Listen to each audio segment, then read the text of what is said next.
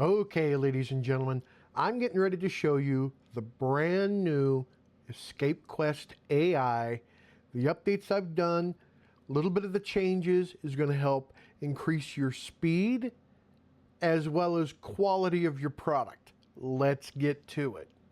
So I'm going to scroll down here. You're not going to see any changes here.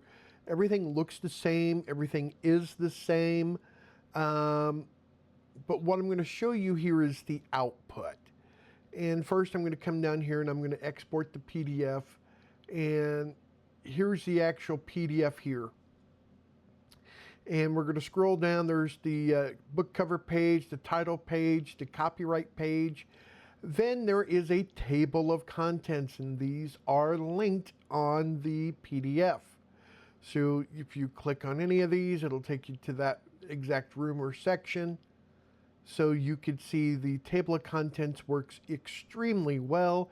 You don't have to worry about any other table of contents. Resources, once again, these work. Click, link, it works great. How to play sections, good to go. Here's the actual story once again. And then we changed the actual look of the games, giving it a little bit cleaner, better, more polished look. And then the logic grid, once again, made it look much, much better. The cryptogram, and then the final cryptogram. Decode workspace, do the exact same thing. Here's the number sequence. And then, of course, maze. Logic grid again. Cryptogram, and then the final cryptogram. And then the word search. Looks much better. It's clean. It's concise. It prints really well.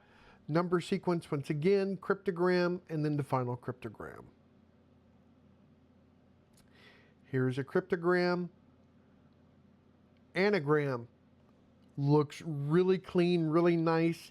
Makes it easy for people to work with. Number sequence, cryptogram, and then the final cryptogram again. Anagram. Maze. Cryptogram, final cryptogram. Logic grid, cryptogram, number sequence, cryptogram, final cryptogram. So you can see how all of these look, and I'm just going to come down to the, this one I made 10 rooms. It's 138 pages. So this is actually pretty nice here. Now here's the solutions. And then the cryptogram solutions, the logic grid solutions. So we made the solutions look much cleaner, much better. And I think people will like that much, much more. Once again, the word search, you can see that. So we just cleaned that up drastically. Let's come back to the output. You're going to see another button here that says Amazon KDP details. When you click on that, it is going to generate the description.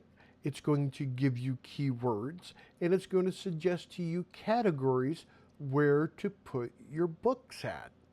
So here is the actual book description.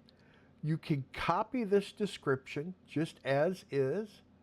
I'm going to highlight and just do this again. You're limited to 4,000 characters in KDP.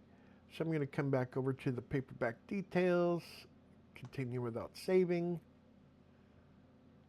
And right down here, come to source. I'm going to clear everything out and paste that in. Boom. This is what it looks like. It's clean. It's concise.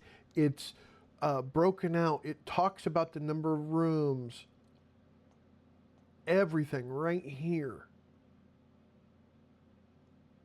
So there is that. And now if we come back over to here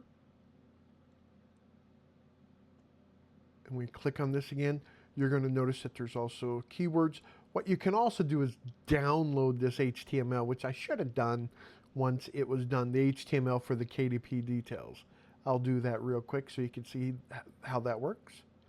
Download the details. There it is. Boom, there's that. Here are the keywords. Now, keywords show up. There's the categories that we're suggesting.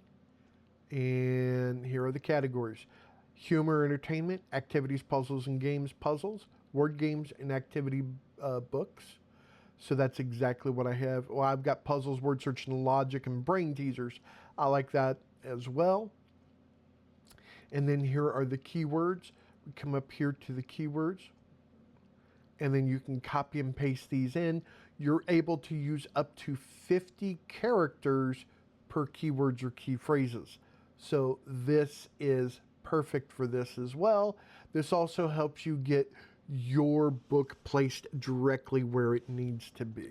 So we've added that into the actual software as well. And it is working well.